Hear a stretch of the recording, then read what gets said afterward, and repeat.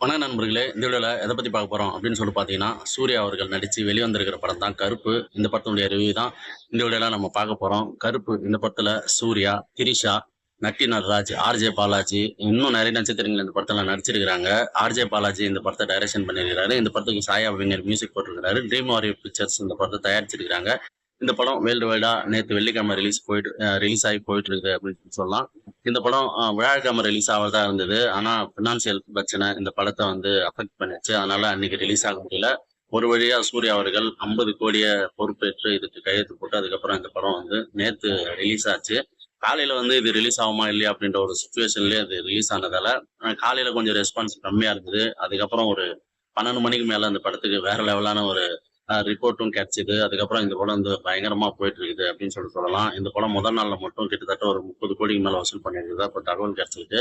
தமிழ்நாட்டுல மட்டும் ஒரு 14 கோடி அளவுக்கு இந்த படம் வசூல் பண்ணி, சூர்யா கேரியர்லயே அதிகமான வசூல இந்த படம் குவிக்க போகுது அப்படின்றதுல எந்த ஒரு மாற்று கருத்தும் இல்ல. பெரிய ஹிட் அடிக்கும் அப்படின்ற ஒரு எண்ணம் இப்போ ஏற்பட்டிருக்கு. ஏன்னு பாத்தீங்கன்னா, காலையில இருந்தே புக்கிங்லாம் இன்னைக்கும் வேற லெவலா போயிட்டு இருக்கிறதால இந்த படம் வேற லெவலான ஹிட் அடிக்க அதிக வாய்ப்பு இருக்கு. அதே போல இந்த படம் புக் மை ஷோலயும் பயங்கரமா புக்கிங் எல்லாம் போயிட்டு இருக்குது. இப்போ 4வது இடத்த அந்த படம் பிடிச்சிருக்கிறதா அந்த தகவலும் வந்துட்டு இருக்குது. இந்த நிலையில இந்த படம் எப்படி இருக்குது அப்படின்னு நம்ம பார்த்துடலாம். ஆஹ் கருப்பு இந்த படத்துடைய கதை என்ன அப்படின்னு பாத்தீங்கன்னா, இப்போ கேரளாவில இருந்து ஒரு அப்பாவும் பொண்ணும் வராங்க. அந்த பொண்ணுக்கு ஏதோ கல்லீரல் பிரச்சனை. அது இங்க ஆப்ரேஷன் பண்ணலாம்னு வராங்க. கூடவே ஒரு 60,000 நகையை எடுத்துட்டு வராங்க. அதை வித்து இல்ல அங்க ஏதோ ஒண்ணு பண்ணி காப்பாத்தலாம் அப்படின்னு இங்க வரும்போது அந்த பேசன் பிரிட்ஜ் ரயில்வே ஸ்டேஷன்ல மாறி இறங்கிடுவாங்க. சென்ட்ரல்ல இறங்குறதுக்கு பதிலா அங்க 2, 3 திருடர்கள் அவங்க பணத்தை அந்த நகையை புடுங்கிட்டு போயிடுறாங்க. அதுக்கப்புறம் இவங்க போலீஸ் ஸ்டேஷன்ல கம்ப்ளைண்ட் கொடுக்குறாங்க. அங்க பாத்தீங்கன்னா அந்த பசங்கள்லாம் அங்க இருப்பாங்க. ஆனா இவங்களால அடையாளம் காட்ட போவாங்க. ஆனா உங்களுக்கு தெரியாது. அவங்க ஒரு மாதிரி நடிப்பாங்க. நாங்க இல்ல அப்படின்னு ஆனா இவங்க உண்மையை சொல்லுவாங்க. இது மாதிரி ஆப்ரேஷன் பண்றதுக்காக வச்சிருந்தோம் அப்படின்னு இதை கேட்டு அந்த திருடன அவங்களே அந்த போலீஸ் கிட்ட நகையை கூப்பிடுவாங்க. ஆனா இவங்களை கூப்பிட்டு இவங்க ஒரு குறிப்பிட்ட சவரன் மறைச்சிட்டு மீதியை தான் கொடுக்கறதுக்கு இவங்க சொல்லுவாங்க. ஆனா அதையும் அவங்க கொடுக்க மாட்டாங்க. கோர்ட் மூலியமா வாங்கிக்கணும்னு சொல்லுவாங்க. கோர்ட் மூலியமா வாங்கணும்னு ஒரு வக்கீலோட அட்ரஸையும் அந்த போலீஸே கொடுப்பாரு. அதுக்கப்புறம் பார்த்தீங்கன்னா, அவங்க போயிட்டு அந்த நகையை மீட்டாங்களா இல்லையா அப்படின்றது தான் அந்த படத்துடைய மொத்த கதை அப்படின்னு சொல்லலாம். நாளைக்கு அப்புறமா சூர்யா ரசிகர்களுக்கு பெரிய ட்ரீட்டா அந்த படம் அமைஞ்சிருக்கு. சூர்யா அவர்களுடைய நடிப்பு அந்த அளவுக்கு இருந்தது. அவருடைய பர்ஃபெக்ஷன், அவருடைய கெத்து எல்லாமே இதுல ஒர்க் அவுட் ஆயிருக்கு அப்படின்னு சொல்லலாம். அவர் வர எல்லா சீனுமே ஒரு மாஸ் சீனாவே ஆர்ஜே பாலாஜி அவர்கள் காட்டியிருக்கிறதால இந்த படம் ரசிகர்களை வெகுவா கவர்ந்திருக்கு அப்படின்னு சொல்லலாம். அதே போல நடிகர் சூர்யா அவர்களும் இந்த படத்துக்காக மெனக்கெட்டு நடிச்சிருக்கிறாரு. கிளைமேக்ஸ் காட்சியில வர அந்த சாமியாவும், அதுக்கப்புறம் இன்ட்ரோலுக்கு முன்னாடி வர கருப்பு சாமியாவும், அதுக்கப்புறம் இடையெல்லாம் அவர் வேற லெவலான ஒரு நடிப்பை கொடுத்து ரசிகர்களை வெகுவா கவர்ந்திருக்கிறாரு. அதே போல ஒரு 2 பாடலுக்கு ரொம்ப புதுசா டிஃப்ரெண்டான ஸ்டெப்லாம் ட்ரை பண்ணி ஆடி இருக்காரு. அது ரொம்பவே ரசிகர்களை கவரும் விதமா இருக்கு. அதே போல அருவா வச்சுட்டு ஆடுற அந்த சீன்லாம் ரொம்ப கூஸ்பம் மூமெண்டா இருந்தது. நான் சொன்ன அந்த கிளைமேக்ஸ் காட்சிகள், அதுக்கப்புறம் பாத்தீங்கன்னா அந்த முன்னாடி ஒரு சீன், அப்புறம் இன்ட்ரோல் சீன், இது எல்லாமே நம்மளுக்கு கூஸ்பம் ஏற்படுத்துற அளவுக்கு நம்ம கொண்டாடுற அளவுக்கு இருக்கு. இப்போ கிளைமேக்ஸ்ல ஒரு என்ஜேகே அந்த ஒரு விஷயத்த பண்ணியிருப்பாங்க. ஸோ அது எல்லாமே நம்ம ரசிக்கும்படியா இருந்தது. அதே போல சூர்யாவுடைய முந்தைய படங்கள், விஜயுடைய முந்தைய படங்களுடைய சாயல், அதுக்கப்புறம் அஜித்துடைய முந்தைய படங்களுடைய அந்த லீடு, இது எல்லாமே போட்டு இந்த படத்தை ஒரு மாதிரி ரொம்ப கமர்ஷியலா கொண்டு போய் ஆர்ஜே பாலாஜி சூர்யா அவர்களுக்கு ஹெல்ப் பண்ணியிருக்கிறாரு. அது ரொம்பவே சூர்யா அவர்கள் எடுத்துக்கிட்டு அதை சூப்பரா பண்ணியிருக்கிறதால இது ரசிகர்களின்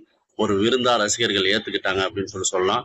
இதற்கு அடுத்ததான் இந்த படத்துல நம்ம ஆர்ஜே பாலாஜி. ஸோ இவரே வில்லன் அப்படின்னும் போது என்ன ட்ரைலர்லாம் பார்க்கும்போது ரொம்ப சாஃப்டா இருந்த மாதிரி இருந்தாரு. இவரு எப்படி செட் ஆவாருன்னு அது ஆரம்பிக்கும் போது அப்படித்தான் இருந்தது. போக போக போக இவரு மிரட்டலான வில்லனாவே நம்மளுக்கு தெரிஞ்சாரு. கிளைமேக்ஸ் எல்லாம் ரொம்ப கொடூரமான வில்லன் மாதிரி நம்மளுக்கு புரிஞ்சுக்கிட்டோம். இதற்கு அடுத்ததா வக்கீலா வர திரிஷா அவர்கள் லிமிட்டடான ஸ்கிரீன் பிரசன்ஸ், அதை ரொம்ப நீட்டா அவங்க பண்ணியிருந்தாங்க. அவங்களுடைய கேரக்டர் ரசிக்கும்படியா இருந்தது. அவங்களுடைய லிப்ஸ் மூமெண்ட் ஃபர்ஸ்ட் காட்சியில ஒட்டவே இல்லை. அது ஏன்னு தெரியல. அதுக்கப்புறம் அடுத்தடுத்த காட்சிகள்ல அவங்களுடைய லிப்ஸ் எல்லாம் கரெக்டா இருந்த மாதிரி எனக்கு தோணுச்சு. இதற்கு அடுத்ததான் நட்டி நட்ராஜ் அவர்கள் ஸோ ஒரு வக்கீலா இந்த படத்துல வில்லனான ஒரு ஜட்ஜா நடிச்சிருக்கிறாரு.